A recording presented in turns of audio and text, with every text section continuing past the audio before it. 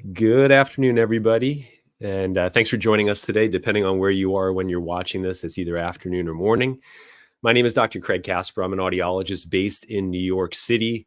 And I am very happy to be with you guys today. It looks like we're having some trouble streaming on Facebook for some reason. Well, that's a bummer.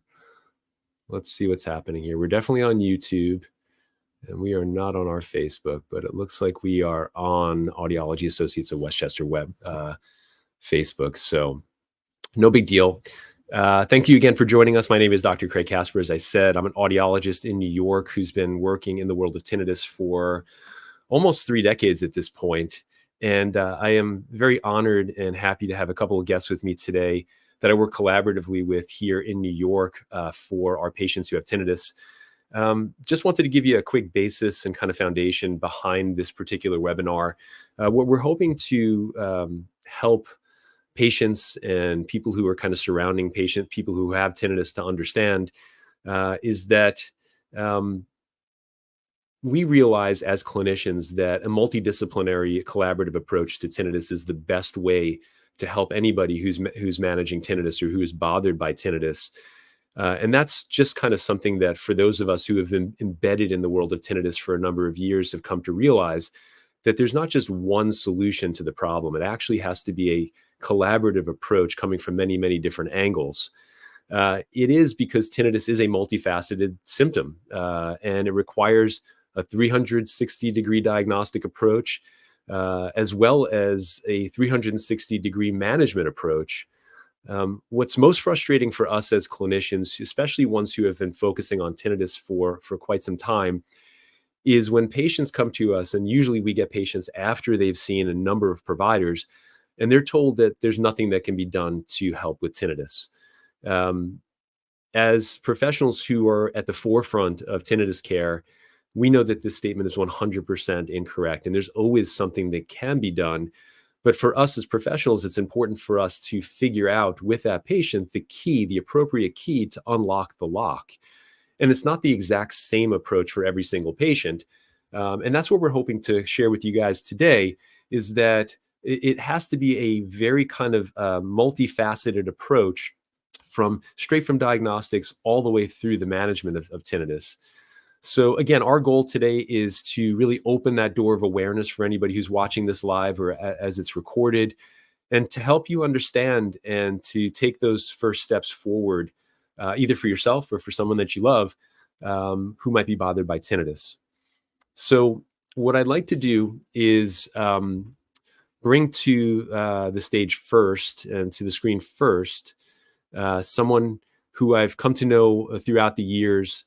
And just as an aside, today's webinar is hosted by my practice, which is NYHD TinnitusCare and the Institute for Hearing and Balance. We're based in New York, but we do have tinnitus satellites in Long Island, soon to be Brooklyn, Northern New Jersey, as well as Harrison, New York. We're also seeing some patients out of state in Arizona, and Audiology Associates of Westchester, which our first speaker is one of the partners for that practice, based in Harrison, but they also have a practice in San Mateo, California as well. So Dr. Jennifer Ratner, which I'll just give you a quick introduction and bio on Dr. Ratner because it is impressive. She's the co-owner of Audiology Associates of Westchester, as I mentioned, and California Hearing Center. She received her doctoral degree in audiology from Vanderbilt University School of Medicine, as well as her undergraduate degree in communication sciences and disorders from Florida State University. She completed her externship at the Nashville and Murfreesboro, Virginia hospitals. She spent her career in private practice, where she specializes in the fitting and, most importantly, verification of hearing aids. So this is something very different than most audiologists will do. This is critical, not only from a hearing perspective, but also for a tinnitus perspective, that we have verification measures. She's a fellow of the American Academy of Audiology and holds a certificate in tinnitus management. So not only is she a dispensing audiologist, but she's also a tinnitus professional and clinician as well. In 2017, she was recognized by the Business Council of Westchester as a winner of the Top 40 Under 40 Award. So what I'd like to do now is I'll bring Dr. Ratner up here. And I am going to remove that. Hey, Dr. Ratner, how are you? Hi, I'm great. How are you, Dr. Kasper? Thank you so much for having me today. My pleasure. And we started working together not too long ago, but we've known each other for quite some time. I've had a lot of mutual respect for what you do clinically with your patients. And the message that you're going to share with us today, and you're going to kind of kickstart this journey, this patient journey, helping us understand the audiological elements of tinnitus diagnosis, and also some of the care elements that are available within your practice as well. So I'll step aside, I'll let you talk, and then I'll jump in when you're done. Well, thank you so much. I'm honored to be included in this panel, and the feeling is very mutual.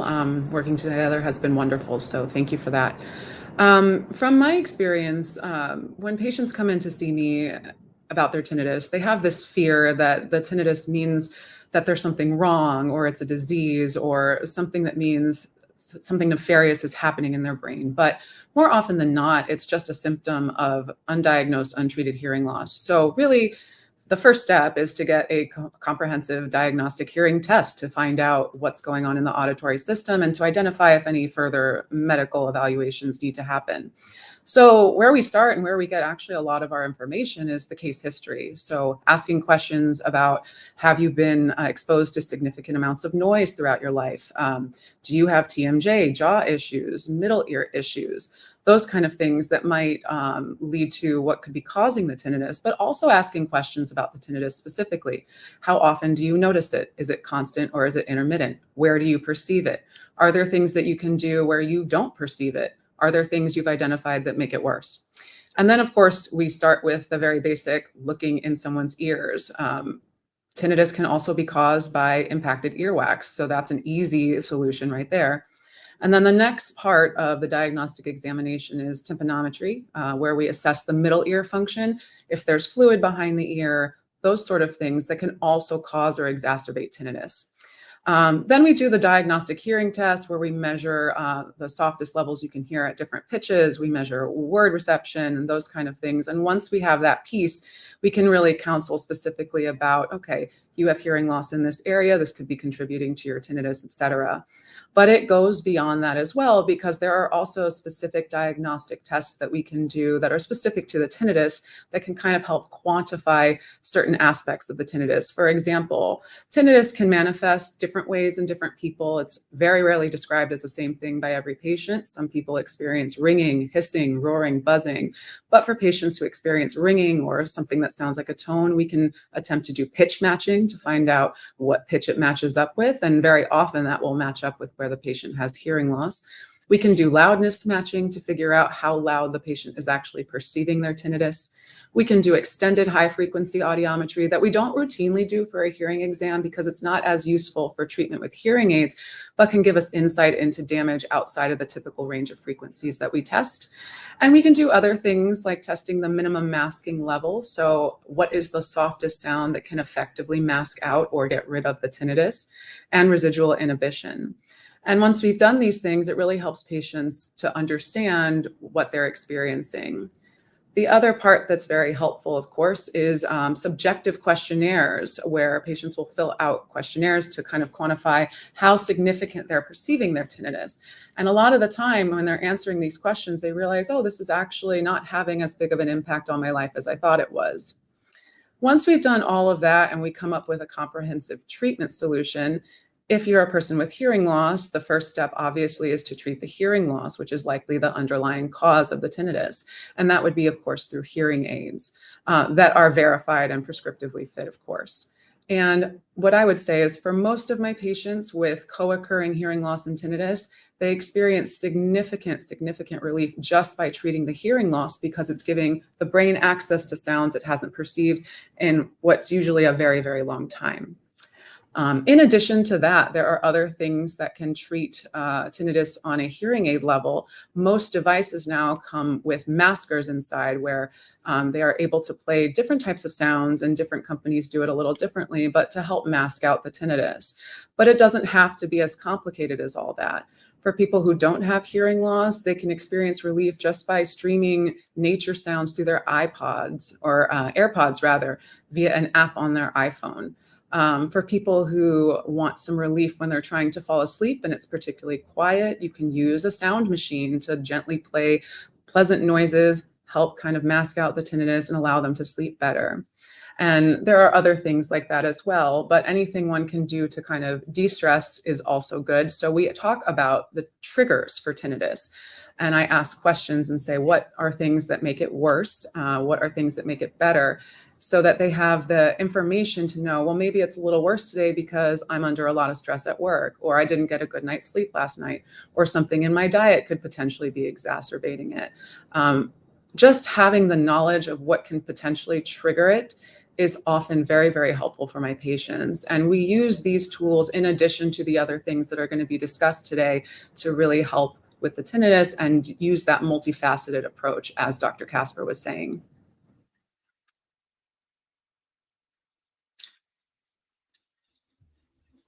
Thank you, Dr. Ratner. Thank you. Appreciate that. So just going to pull this up here. So most importantly, as Dr. Ratner was saying, the diagnostic elements are so critical, because if we don't truly understand what's causing someone's tinnitus, because ultimately it is a symptom, as she said, of an underlying cause, we don't know really how to treat the patient. And it's not unusual for patients to come to us in our practices or combined, our collaborative kind of service offering, where patients will ultimately not have had a complete workup. So it is critical to go through all of the steps to really understand what are the contributing factors, whether it's from an audiology perspective, stress, anxiety, poor sleep, et cetera, all the things that you touched upon for everybody. So thank you so much, Dr. Ratner. Thank you. I'm going to pull you off stage here and let me pull up.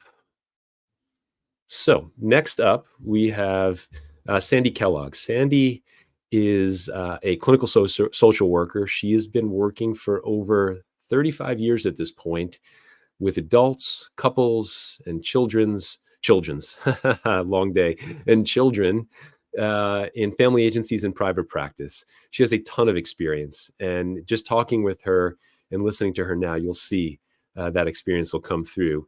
In addition to treating anxiety and depression, Sandy has helped many people through life challenges such as serious illnesses, bereavement, marital conflict, and job insecurity. All of these things, if we speak to anybody who's bothered by their tinnitus, they've had some sort of a traumatic incident in their life or series of traumatic episodes that we can kind of point back to the start and the onset of their tinnitus symptom.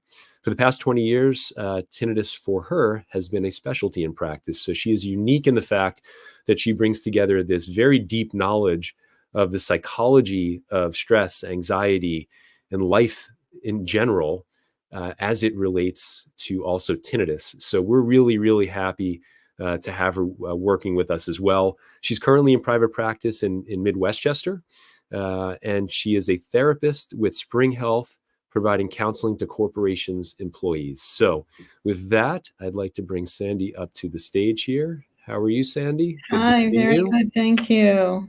So nice to be here. Yeah, thank you so much for coming and joining us today. We've had a chance to work together and share patients. I've learned a ton from you, and I'm hoping that you'll be able to share a lot of that knowledge with the folks who are watching live, but also who will be watching this recorded. So I will step aside, and with that, I'll leave you in good hands with Sandy. Oh, thank you, Dr. Kasper. I'm excited about what you've been talking about with the new inventions, the Lenire technique.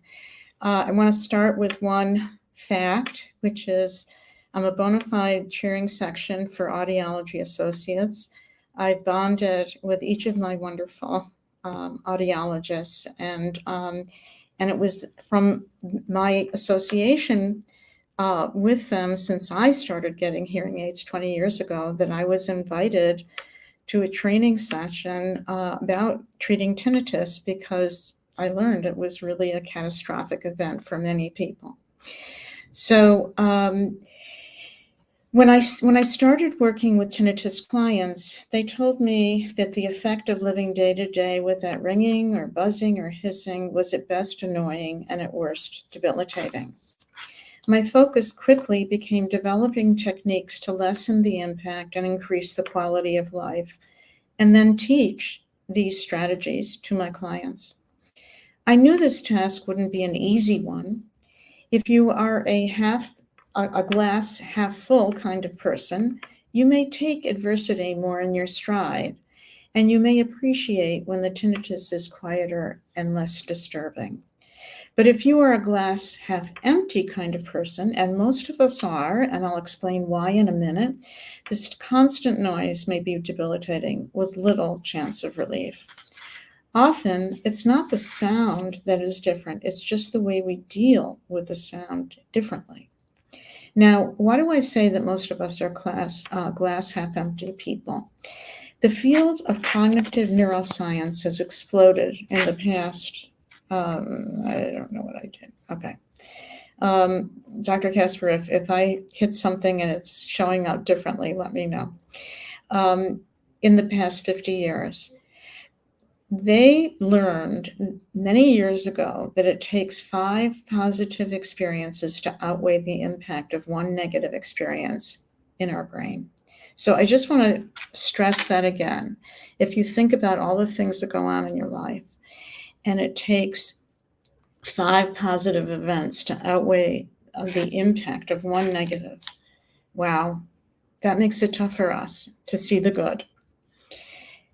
It's because our brains are hardwired back to the T-Rex time so that we learn to run fast to avoid disaster.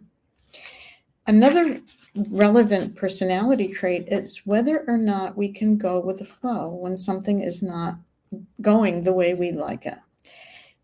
Can we be flexible and accepting, or do we expect things always to proceed as we'd like them to? Early in my clinical work, I learned that it wasn't if life brings us trouble, but when. It's easy when our lives are going well, but what happens when we or someone we love gets very sick, or a marriage or a job isn't working out the way we hoped it would? If we can manage only when our life goes well, that leaves us feeling pretty helpless, vulnerable, and often angry or depressed. My job is figuring out how to help people build up their resiliency. In spite of the pain we experience in life, what strategies could minimize the effect of the suffering? In this case, the suffering is tinnitus. We then create room for other feelings, such as gratitude and happiness for the good that still exists in our life. Part of the good that exists is being open to knowing when we need help and letting ourselves access it. And then taking the advice that we are given. In this case, all the recommendations are evidence-based. It's been proven that they are effective in significantly lowering the effect of the tinnitus on their lives. I'm in presentation. But here is the catch. There isn't a pill you can take to make it go away. It is hard work that must be done diligently and in compliance with your treatment plan. I call it PT for the brain. And again, research shows that those who comply with the treatment plan are overwhelmingly the same people who show the greatest improvement. The methodology for reducing the effect of tinnitus has only improved over time. The sound therapies, which worked with a single sense, have had the recent addition of a second sensation in the body, in this case, the tongue. Research shows that this dual approach has heightened the ability to disrupt the brain's connection to the negative stimuli. But remember that when we bring ourselves to this challenge, are we self-disciplined? Do we do our homework, even if we don't want to? How is our time management? Are we going to make room in our daily schedule for the homework that you have to do over a 12-week period? And will we make time to be compliant? Sometimes it takes 2 sets of homework a day. These are the same questions we could ask ourselves in dealing with any other challenge including physical challenge. If we've got a bad knee, do we go to PT? Do we do the exercises at home? Do we follow through with the regimen? Religion has a lot to offer in terms of advice about how to deal with suffering and when times are hard. Prayer, mindfulness techniques are something that I encourage my clients to practice. It's worked for centuries over many, many different cultures. While many books have been written about this, there's one by Rabbi Harold Kushner, When Bad Things Happen to Good People, who wrote the book as a result of his son dying and coping with that. He wanted his suffering to serve a purpose and offered his wisdom to help others in their grieving process. Kushner's hard-won knowledge is that only when we can get beyond the bitterness of why me and seek out the good that is still present in your life can we really heal. One client I worked with was a very talented musician, pianist, music teacher, and truly the tinnitus drove her crazy. She couldn't stand it. And as always, we took a look at her specific situation and her personality and came up with a plan. We worked hard on it together. And I asked how she was doing, and she said, well, I think I could report a 75 to 80% improvement. I was over the moon. I was so happy for her. I was amazed at her progress. And she said, oh no, that's not what I'm looking for. I'm looking for 100%. I don't want to hear the tinnitus at all. Well, it's an understandable wish, but what does it do when life has to be perfect in order to enjoy it? It isn't always going to go the way we'd like it to. I believe it is how we deal with these rough patches that can make all the difference. We know from neuroscience that the patterns of behavior that we repeat over and over become neural pathways in our frontal lobes. The patterns that are most often repeated are our strongest. I call it digging potholes in the brain. Even if we do something that we know isn't good for us, the familiarity of this repeated behavior pattern has a comfort level to let us jump willingly into that pothole. Addiction is a perfect example of this. So a tinnitus sufferer might actually, without knowing it, be searching for the sound without even realizing it. Once found, there's a familiar tape that goes something like this. I knew it, there it is, it never leaves me alone, I'm never going to be free from this, and my life is hopeless. This then is the pothole that they jump into. Instead, what if we allowed ourselves to take notice of not only the tough days, but also when we are having a good day or even part of a day? Remember the phrase, count your blessings? What if we kept track of when we are doing well? And it may be more often than you think. Remember, it takes 5 positive events to equal 1 negative. And what if, when the noise was doing its worst, we did something different?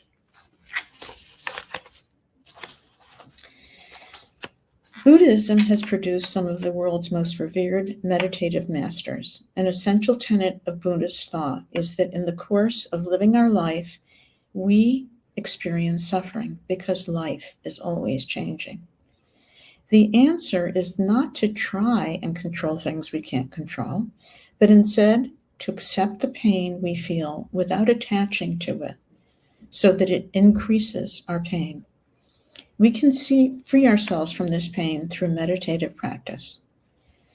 By committing to a daily regimen of meditation for a set period of time, whether it's 3 minutes, 5 minutes, 10 minutes, 15 minutes, we commit to being present with our essential self. The technique is focused on the breathing and not following up on any thoughts that come to you. Remember, the mind's going to do what the mind does, which is to think. So we can't pretend the thoughts will go away. It's simply if we continue to concentrate on the breathing instead of the thoughts, we can let them be present, but not embed any further in our brain by following that thinking.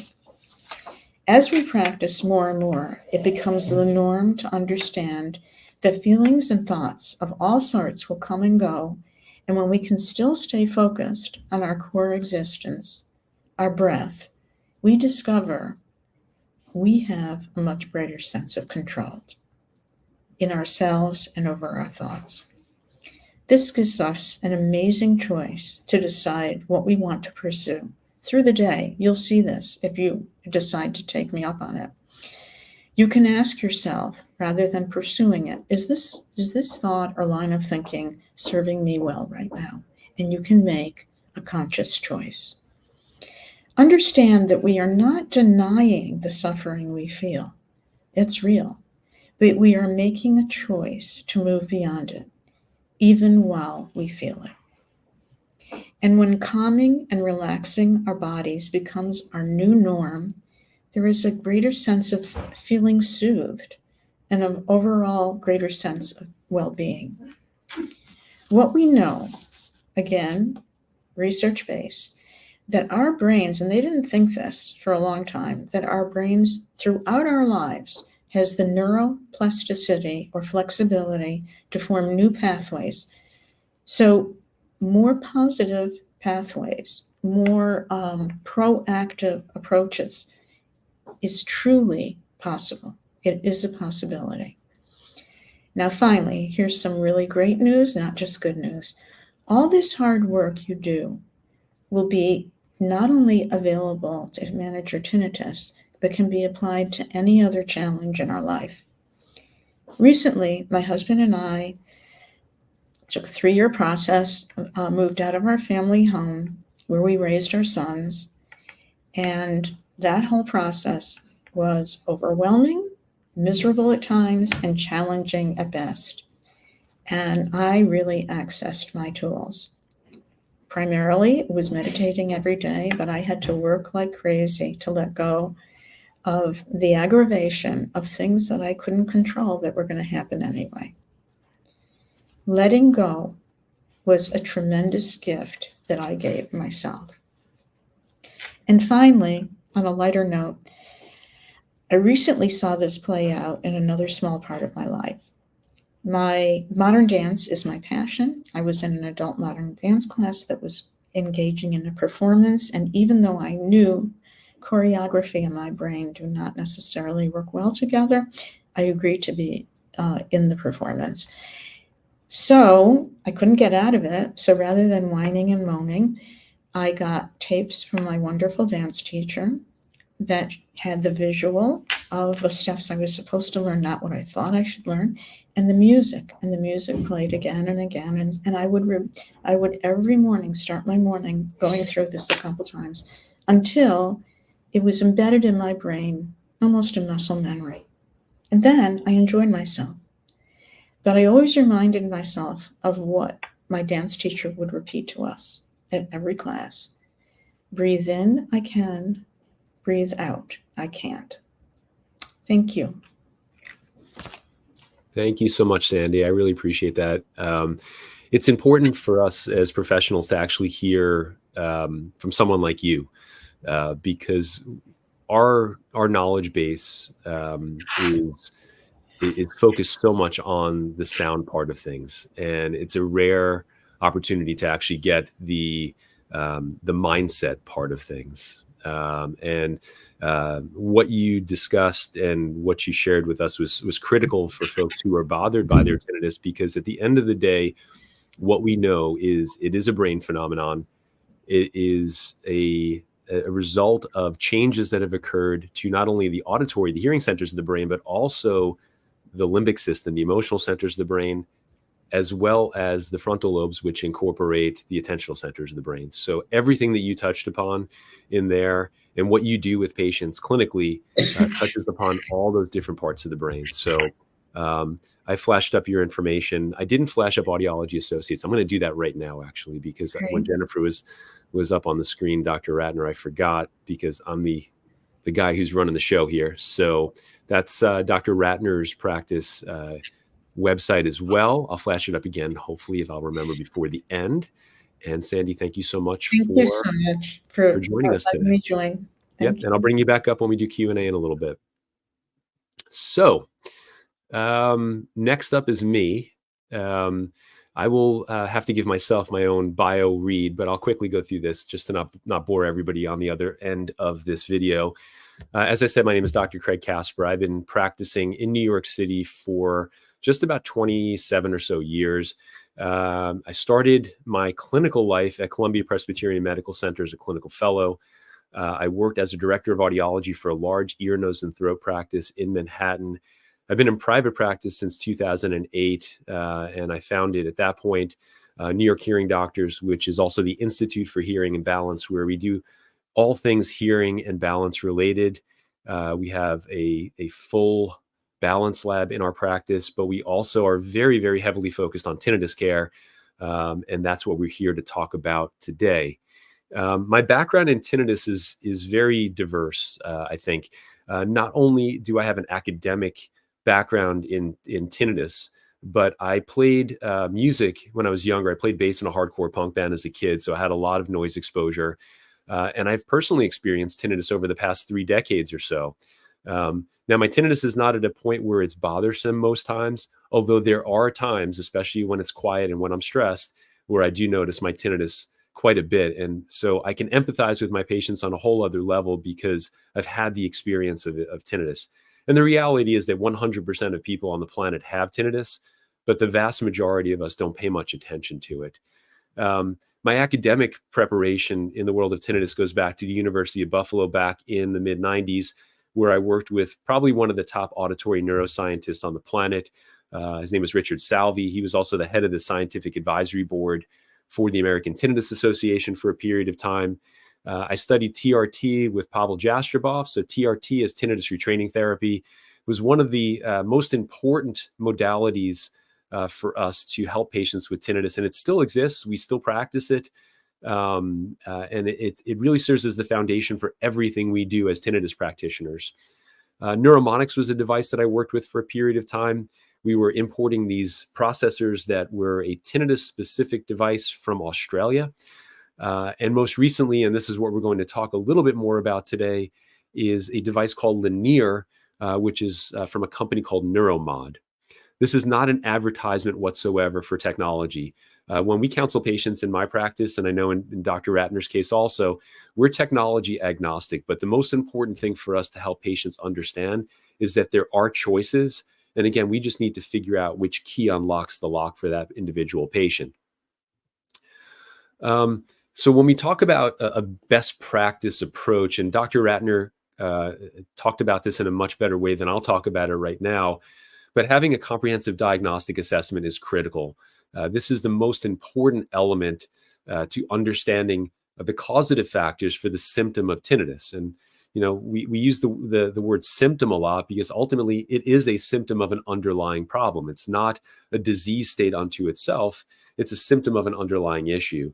And the only way we'll know for sure what that issue is through a comprehensive diagnostic assessment and also a medical assessment at times, depending on what the patient presents with. We, in our practice, have extended tinnitus consultations where, again, the foundation of this is understanding the underlying neurophysiology of tinnitus.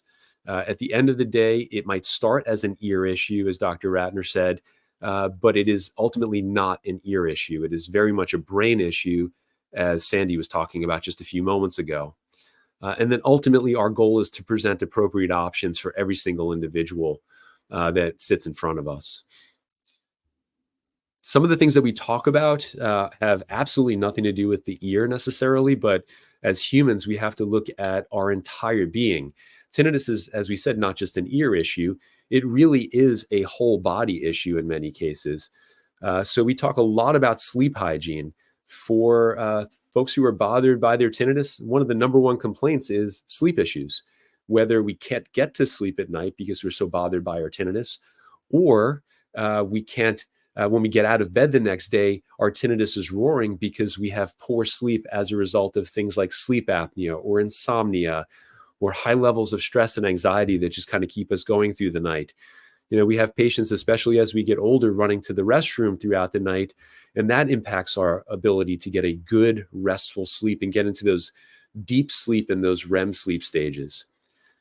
We talk a lot about movement and exercise and getting outside and getting out of our head and into nature. This is critical. Unfortunately, over the past few years, we spent a lot of time in front of screens, and this didn't do wonders for our psychology and our mental health. So we encourage patients oftentimes to do things like yoga, Pilates, any sort of workouts, cycling, walking, if we can't do much more than that. Really critical to get outside into nature and get outside of our heads. As Sandy just spoke about a few moments ago, the psychology piece is critical. And we talk about things like mindfulness-based tinnitus stress reduction, which was created by a colleague of ours out in San Francisco, Dr. Jennifer Gans, which if you take a look at our YouTube channel, there was an extended interview I did with Jennifer about 1.5 years, 2 years ago, maybe a little longer. Cognitive behavioral therapy is something that, if we take a look at all of the position statements and all the research that has occurred throughout the years, CBT has significant scientific support when it comes to tinnitus in and of itself, but that combined with other treatment modalities is even more powerful. And as well as things like breath work. And we're not talking about, some people ask us about Wim Hof breathing, that's upregulating. We're talking about down-regulating breath work, relaxation breath work that is very, very helpful, get us into more of a meditative state, and again, more into our body. And the last thing that we talk to our patients about is technology. I hate to lean heavily on any technology because I don't think it's the end-all and be-all for every single patient. More often, it is critical for us to combine the technology with all of these other things that we just spoke about. Those are the patients that are most successful. Unfortunately, it's not necessarily a quick fix where we have someone who's bothered by their tinnitus for a long time or in an acute stage. They're looking for that medication or that surgery or that medical intervention. Unfortunately, that doesn't really exist for most people who have tinnitus. It is simply just a symptom that has been triggered by some sort of a stress-inducing response for a lot of people. So it does take some time for us to, again, rewire that system and use the brain's plasticity to get us into a much better place. That said, when we talk about technology, for a lot of patients, it might simply just be getting them to hear better, as Dr. Ratner said. It's important to get the brain stimulated, and for a good chunk of patients, that's all they need to help them with their symptom of tinnitus as well. Treat the hearing loss. In a roundabout way, it treats the tinnitus as well. In our case, I'm not a big fan of masking as a long-term solution because it's not. Masking is a Band-Aid on a broken limb. For short-term use, totally appropriate. Long-term solution, that's not really what we're looking to do. And then on the other side of the spectrum, a lot of hearing aid manufacturers have produced hearing aids that have quote-unquote tinnitus programs. Again, they might be a short-term solution for patients, but not necessarily a long-term solution for all patients, especially when we're looking to rewire and to remap the auditory pathways on top of remapping the stress response to their tinnitus. So something that has come along in recent years is something called the Lenire device, which was developed by a company called Neuromod. It's an Irish-based company. A lot of patients are calling us asking about this particular technology, which is great because it actually provides us with an opportunity to talk about all of these other things to help them do better with their tinnitus, even before we get to the conversation about something like a Lenire. But the device itself has been in development for well over a decade at this point. It was developed by, excuse me, neuroscientists in Ireland, neuroscientists at the University of Minnesota here in the US. It was approved and it's been used clinically in Europe for well over 4 years at this point, and it gained FDA approval in March of last year. In our practice, NYHD was one of the first 14 practices in the US that was allowed to actually provide services for this particular device, simply because we've been communicating with the scientists at Lenire for quite some time. We're always interested to understand what's at the cutting edge of tinnitus care. And we've gone through extensive training as well. So in our practice, we have 3 doctors of audiology who are providers of Lenire in our practice. The basis behind the Lenire is it is a medical device. This white portion right here is what's called the processor, and that is programmed for each individual patient's hearing loss, not based on their tinnitus profile. It's based on their hearing loss. And what the patient is experiencing through 2 half-hour sessions each day, which have to be completed in a quiet, undisturbed environment, is they will hear certain sounds, pitches, we kind of call them a symphony of UFOs, in parallel to feeling what this little white kind of lollipop-looking device looks like, is called the tongue tip. That actually produces tiny little electrical pulses on the patient's tongue. Now, it feels very much like, I used to say pop rocks years when this first started, but it's actually not even that intense.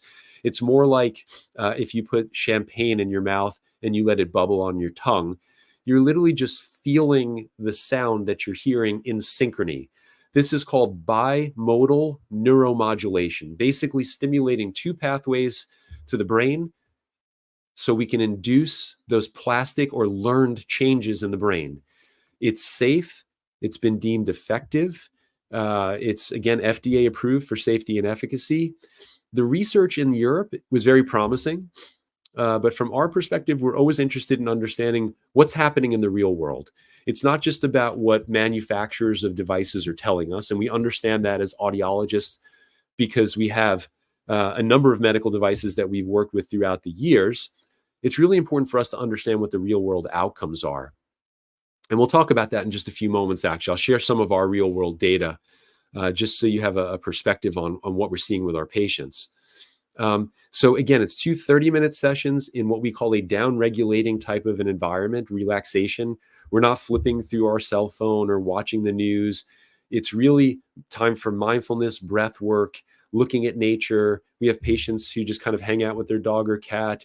Even watching drone footage of national parks without the volume is very relaxing for patients. But again, always looking to relax the system because tinnitus is a direct result of our upregulating of our system, our stress response in our system. This is what it looks like when we're using the device. I do have some patients that have used it on airplanes, not necessarily recommended just based on the noise levels.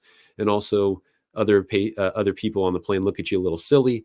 But any area where it is quiet and undisturbed, we can go through treatment. So candidacy, not every single patient is a candidate. We, again, have been approached by so many patients looking for solutions to their tinnitus, and we're always happy to open those conversations, but it's really a matter of what's appropriate for each individual. What we're seeing in terms of candidacy for the Lenire is patients who have a moderate to moderately severe impact on what's called the Tinnitus Handicap Inventory. It's basically a standardized scale that helps us understand the impact of tinnitus on each individual's quality of life. Unfortunately, at this point, we don't have the ability to actually take an image of somebody's brain or head and quantify their tinnitus. So the best we can do is subjective questionnaires, very similar to what we see with chronic pain. And ironically, chronic pain and tinnitus are very much parallel in the brain. They're just different parts of the brain. We're also looking at someone who has an appropriate hearing thresholds, hearing ability. So if there's more significant hearing loss, unfortunately, we just cannot stimulate the person's auditory system appropriately enough. So as a result, that might actually disqualify them as a candidate. Medical contraindications, for example, something like drainage from the ear or middle ear infections, that would disqualify someone from candidacy. And then we also have the very clear-cut FDA contraindications, which include things like implantable heart devices such as pacemakers, Meniere's disease, which is an inner ear disorder, excess amount of fluid inside the inner ear, which typically results in other symptoms, including fluctuating hearing loss. Anyone who has seizure disorders, chronic pain in the face, chronic sores in the tongue or the mouth, patients who are pregnant. Objective tinnitus is something where someone can actually hear it if they're standing close enough to you. And then tongue piercings, which I always kid with my patients when we go through this. I don't think I've had anybody with tongue piercings just yet, but those are the contraindications. Now, The reality is that there are some patients who have been fit with some of these contraindications, but this is not something that is recommended necessarily. Ultimately, this device is used in, again, that quiet, down-regulating environment for a minimum of a 12-week period. For any of you who have been reading about Lenire since it's been released, a lot of patients are focused on this 12-week period, thinking that their treatment is done at that point. But the reality is that's the minimum dose. That's the minimum period of time that we want patients to utilize the device. There are many patients that go beyond the 12 weeks, and there's nothing wrong with long-term use. And that's actually determined by patient in collaboration with the provider. But what we will typically do at 12 weeks is understand where the person is in relation to where they came from and where they want to be in terms of their tinnitus perception. And then we'll take it in 4-week chunks and reassess. And then at some point in the future, we're actually starting to taper off their treatment. So they would only be doing, say, 1 session a day for a period of time. And then after a while, no sessions. And again, it's 2 30-minute sessions each day for a minimum of that 12-week period. So the question really becomes, what are the outcomes? Because that's really all that matters, right? What we've found, and this was our first 47 patients, and this data is a little old at this point, but we're not able to share newer data because we're actually going to be presenting at a conference soon on some of our newer data. But this will give you a sense of what we're seeing with outcomes for at least our first 47 patients. This is, again, based on the tinnitus handicap inventory, which was the only way we can quantify how someone's doing with their tinnitus. And just to boil this down, what we're seeing within the first 6 weeks is that over 68% of our patients were actually seeing a statistically significant reduction in their awareness and their disturbance of their tinnitus. That number out to 12 weeks actually was just over 78% of patients. So what we're seeing for 78% of our patients, if not more, is that within 12 weeks, we are having a demonstrated difference in their perception of their tinnitus. Now, these numbers are very much in line with what we were seeing from the European studies, and they're also very much in line with some of the other tinnitus technologies that we've seen throughout the years, particularly tinnitus retraining therapy. But these results are happening in a much shorter window for patients. So for instance, with TRT, we're getting 80% effectiveness with patients through that treatment. But unfortunately, it's taking us anywhere between 12 to 18 to 24 months. That said, it is a very highly effective treatment, and it is appropriate for a lot of patients. But what we're seeing with the Lenire device, as well as all the other things we're doing, is similar results in a much shorter period of time. What's also interesting is that what we're seeing is that patients who have much more bothersome tinnitus actually had a much higher response rate. So when we categorize our tinnitus handicap inventory, these down here are patients who have less impact on their tinnitus because they are less bothered at the beginning of treatment. Now what we're starting to understand is that patients in this particular category, as long as they have some degree of hearing loss, these are ideal patients for hearing aid candidacy. And that's who we're referring to patients like Dr. Ratner, so she can help those patients move through their tinnitus journey in a much more appropriate way. We don't have to inject necessarily something formal like TRT necessarily, or even Lenire treatment. But for patients who have a more moderate to higher degrees of tinnitus impact, what we're seeing is the higher the degree of impact, the more impact we're having from a positive perspective on their tinnitus, which is really, really interesting for us. This also shows us, again, similar type of a slide that we'll focus here again. THI is tinnitus handicap inventory that's less than moderate impact. We're still seeing an improvement, but it's not quite as significant as those patients where we have more severe or moderately severe impact of their tinnitus. We're looking at almost 89% of those patients within 12 weeks are seeing a demonstrated improvement in their tinnitus. So it is a safe and effective tool that we have, again, not necessarily appropriate for every patient, but it is important to have conversations through the chain, whether that's the initial tinnitus diagnosis and diagnostic test with Dr. Ratner or someone like that in your area, having the full tinnitus consultation to understand options that are available for you, And ultimately, the most important message that we want to share with everybody is that there's always a solution. We just need to figure out which key, again, unlocks the lock that is completely closed for you at this point. And that includes the diagnostic part of it, the psychology piece of it, the sleep hygiene piece of it, occasionally tools and technology, as we've been discussing. So with that, I am going to pull this aside. I'm going to pull Dr. Ratner and Sandy back on screen here. That's a lot of talking, huh, guys? Hopefully it was helpful. So what we're going to do now is we're going to open up for questions.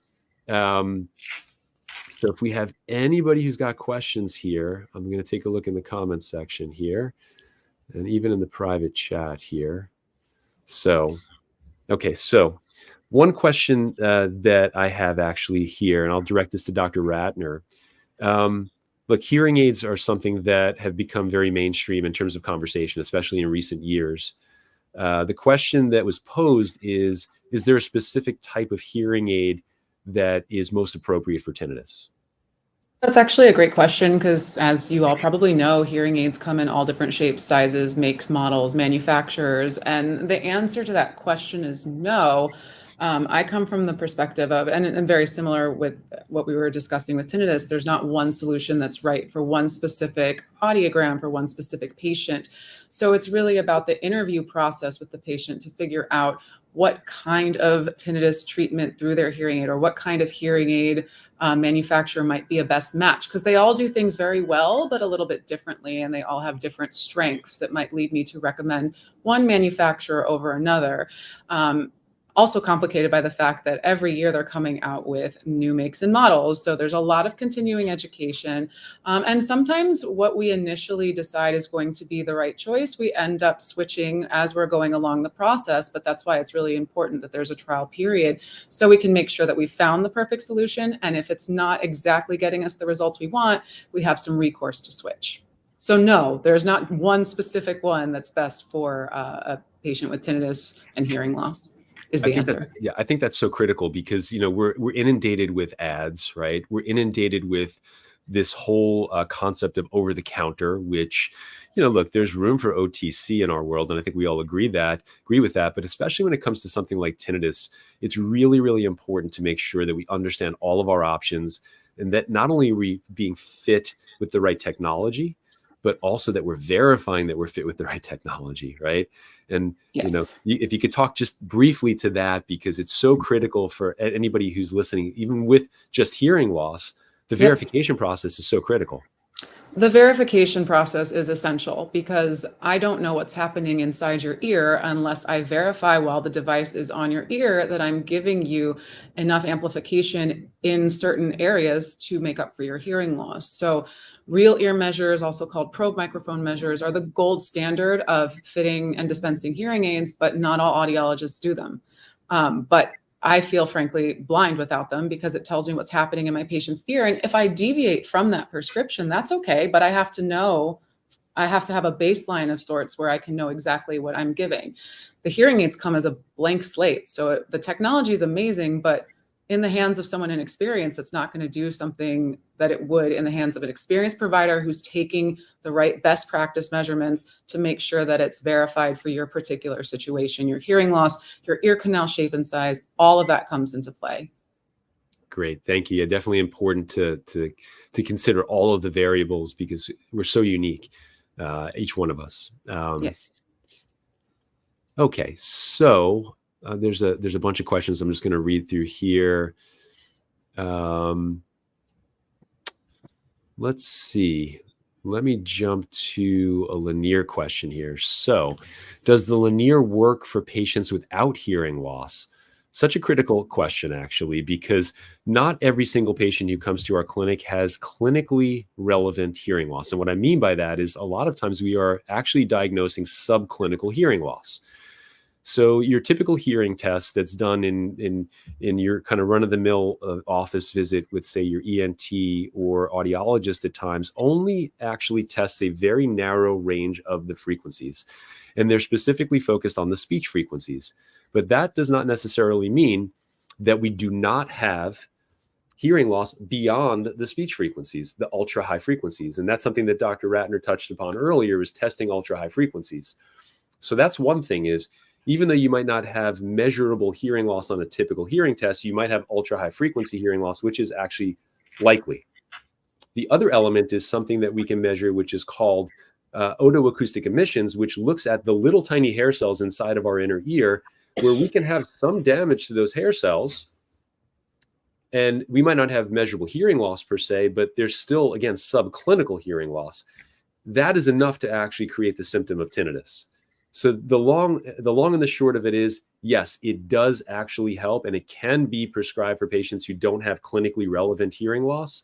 In fact, we see a large chunk of the population in our practice that has where they don't need to be treated necessarily with hearing aids per se, but the Lenire or something like it is very appropriate for them.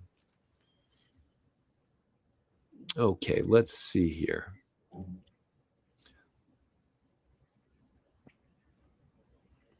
So many good questions. I'm going to see if I can I want to pull one up for Sandy here, actually. Can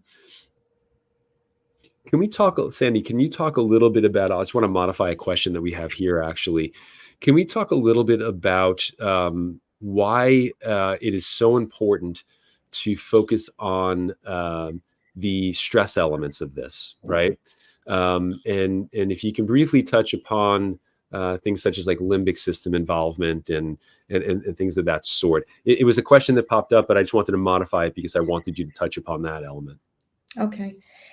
I don't have access the way you do to the science, but something that I know for sure is that stress translates in the body as inflammation.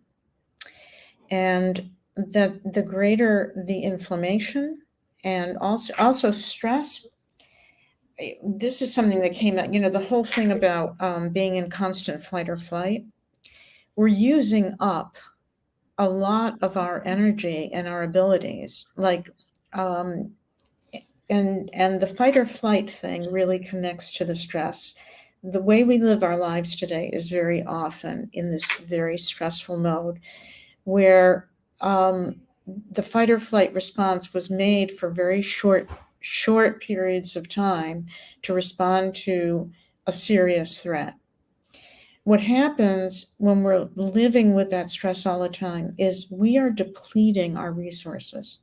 And literally, it is taking away from the body's ability to heal, because it's using up so many of those resources.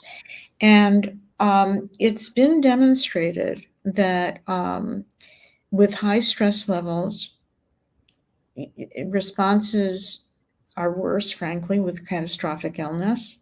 There's, it can be seen, it can be documented through and through, which is why you will see when you're facing something really serious that you don't want to waste what your body needs in order to heal.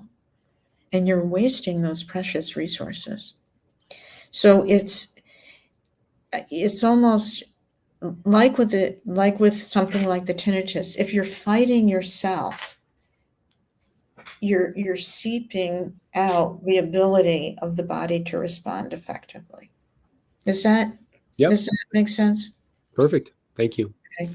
Yeah, and just to add to that, what Sandy was talking about, the fight or flight, that's the limbic system's involvement and attachment to this sound. It's assigning it as harmful. And so a lot of the tinnitus treatment, whatever the methodology is meant to break the attachment that the limbic system has to this sound, so it becomes a non-threatening sound, so you're not going to react to it. They often call it the vicious cycle. That's correct. Yeah, exactly. Thanks for filling that gap in there. That's helpful. I think we have a question, time for just one more quick question. And I will throw this out to Dr. Ratner. And this is a very, very common question that we get. Does tinnitus cause hearing loss?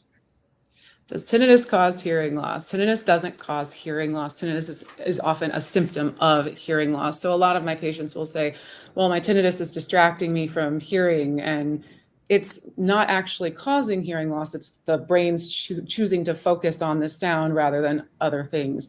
I get this most when the patients are in the booth during their hearing test and they feel like, you know, under the headphones in the quiet, their tinnitus is interfering. And so, but no, the answer is no. Yeah, it's interesting because I literally just had a conversation with a patient earlier today where he truly believed that the reason why he had a whopping high frequency hearing loss was because of the tinnitus. And it was interesting when we had the conversation where I literally just shifted the paradigm for him and said, it's a symptom of this. But you're right, there's an element of cognitive load that comes into play here where we are so distracted by our tinnitus that it does impair our ability to communicate at times, which again, it's all brain phenomena. We cannot discount the fact that we're just working with the brain and there's limited capacity even for some of the folks who are feel like they can multitask and do all these things at the same time. There's limitations to what we can do. Can I just throw one other thing in there? Of course, sure. When, as a patient, when you are working too hard to hear, that causes enormous stress, you know, and it's very debilitating. So it's contributing to the problem as they build it, you know, as opposed to kind of lowering it. So, yeah. And I appreciate you saying that because it's so important for patients to work with clinicians who actually have a deep understanding of what they're dealing with, because the clinician has dealt with it themselves at some point, right? Or continues to manage their own hearing loss, tinnitus, whatever it might be. Right. So I appreciate you sharing that. Well, look, we're a little over here. I just wanted to say thank you very much to Sandy Kellogg, to Dr. Jennifer Ratner, and for everybody who had the bandwidth to listen to us at the end of a Tuesday afternoon here. We look forward to sharing more information. Really, this, as we said at the beginning, this is purely educational. We really want to make sure that there's good information that is put out there into the public. Throughout, you saw us kind of put our websites, our respective websites on the screen there. Feel free to reach out at any point if you have questions. We are all super easily accessible to answer questions through our teams as well. And we really appreciate you guys joining us today. So thank you. And again, thanks, Dr. Ratner and Sandy. And I will see you very much. Thank you so much. Take care, guys.